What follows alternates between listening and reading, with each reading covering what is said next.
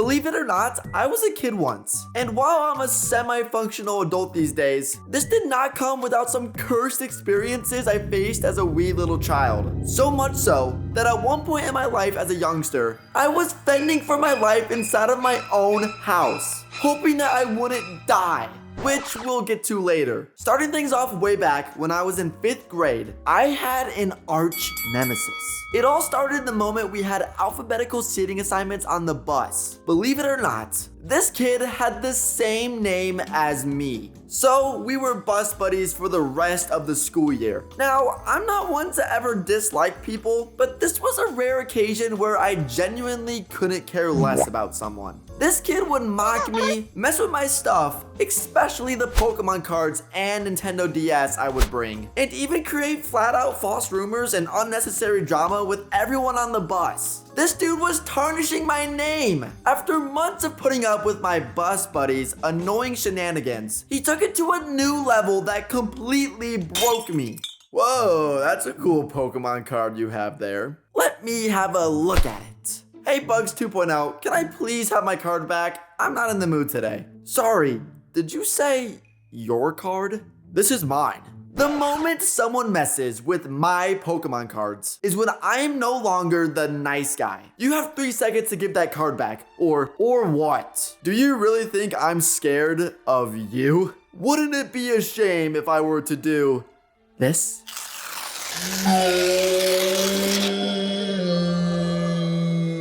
I was in shock. Never have I ever felt so many emotions at once. Sadness, hatred, rage. Vengeance. Haha, exactly what I thought you would do. Nothing. Now, I would go more into depth about what took place on the bus that day, but I am not trying to get demonetized here. To put it briefly, I proved who was the superior Bugs, and made sure that he would never talk to me or mess with me ever again. Growing up, I lived in a content neighborhood, for the most part, but there was this one kid that lived just down the street from me who had borderline psychopathic tendencies, and everyone knew to stay far away from him. One evening, 8-year-old me, my brother, and my friend were taking a walk around my block. We began nearing his house as the psychopath was standing out in his lawn playing with a homemade wooden spear. Guys, we should probably turn around and go back the way we came. Oh my gosh, dude, don't be scared. We're fine. Just keep walking and don't make eye contact with him. And as we walked past, my friend thought it'd be a genius idea to bring a laser pointer with him and shine it at the psychopath's house. Now, I'm already on edge because I know this kid's reputation. But before I could say anything, it was too late. Guys, is he running after us? Not only was this so-called psychopath running after us, but he was armed with his spear-shaped stick. This is when the fight or flight instinct kicked in, and we all settled on flight. The 3 of us took off, sprinting for our lives. But I was the smallest and youngest, so my brother and friend quickly outran me, leaving me all alone. I could hear him getting closer until I was suddenly cut off, blocking my way. Here's Johnny. Pointing his spear toward my face, he yells at me, "Give me the laser pointer." It wasn't me, I swear. Look, I don't even have a laser pointer. See? Please don't kill me. Fine, give me your shoes then. What? Now! Yes, of course. I threw him my shoes, and before he could take anything else, I saw an opening and juked my way past him. I was terrified, crying, and worst of all, barefoot. I had to run home with my dogs barking. This dude straight up mugged me at 8 years old. Now that you know my newly developed fear of spears, let me tell you how I developed my fear of heights. My house growing up was only 1 story, but elevated to the point where it felt like a 2-story house, making it very high off the ground. My bedroom had a large windowsill, wide enough for me to walk along, like I was balancing on a tightrope. I thought it was fun, a little game I played every now and then. But one night, that game almost ended in a disaster. My parents were having some friends over, and everyone was hanging out in our backyard. Me, being the introvert that I am, hid away in my bedroom. My boredom kicked in quickly though, as I then made my way to the windowsill, deciding that it would be a good idea to tightrope walk across it again. But this time, I didn't realize that the window was now open and that the window screen was completely broken. And as I took my first few steps, I suddenly lost my balance. Before I knew it, I was falling out of the window. I managed to catch myself on the edge of the house, hanging on for dear life.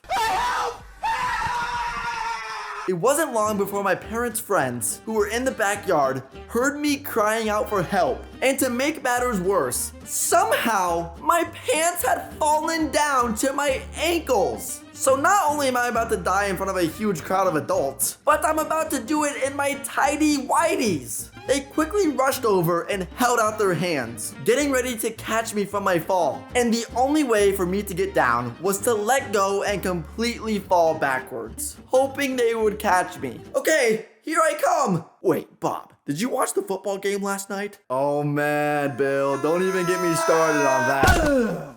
I'm just kidding. They caught me gracefully, as I then thanked them for their help. But then I immediately remembered I was an introvert and slithered away back into my house. This wasn't the only moment of horror I experienced in that house. My sister, mom, and dad had left the house one night, so my brother was left in charge to take care of little old me. Me being the younger brother, by default, I am constantly picked on by my older brother. And in perfect older sibling fashion, the picking on only gets worse when there are no parents around. My brother knew that he only had a few hours to annoy the shit out of me before my parents got back. And so, it began. Boop, boop, boop, boop. Hey Bugs, is this your basketball? Yeah, it is. Why? Batch. Dude, just tap already, you won't. Just give up. At this point, I had just about reached my breaking point. I could feel my anger boiling up. That night, something inside me snapped. Before I knew it, I had sunk my teeth into my brother's arm. Ow! Did you just bite me? Fueled by the surge of adrenaline, I then pushed him as hard as I could, knocking him down into our kitchen chairs. But then, I quickly realized what I had done and knew that I fucked up. In case you didn't know, there is a universal law that no matter what, the older brother will forever be stronger than the younger brother. And never have I ever seen my brother this angry in his life. I only had one option, and this was to run and hide so I could live to see another day. Before he could get up, I scrambled to the bathroom down the hallway, slamming the door shut, locking it behind me as I sat in the corner of the bathroom, worried for my life. And it wasn't long before my brother knew where I was hiding. You really think this door is going to save you? You are so dead once I get in there. All I could do was sit there in a ball, counting down the hours until my parents got home. But even time wasn't on my side that day, as the door handle to the bathroom started to rattle back and forth. You really didn't think I wouldn't be able to pick this lock, did you? I had no other option than to sit there and accept my soon-to-be fate. Don't worry, I survived that night, but not without a fat bruise on my shoulder from the punch I received from my brother. When our parents came home, we both tried to play it cool, like nothing bad happened. Ah! Boys, why is the kitchen chair broken? He did it! Despite the chaotic childhood I had, a lot of the weird hobbies and quirks I had as a kid have stuck with me through my semi-functional adulthood. But one thing's for sure, I do not wear tidy whities anymore. Oh, come on! Hope you guys had a great Halloween. Thank you so much for watching the video, and thank you for 40,000 subscribers at the time I'm recording this. Real quick, if you guys could, go down into the description and check out and support each and every animator that worked on this video, as seriously, without them, these videos would not be a thing. And I want to thank them so much of being of help. With that, you guys, I'll see you in the next one.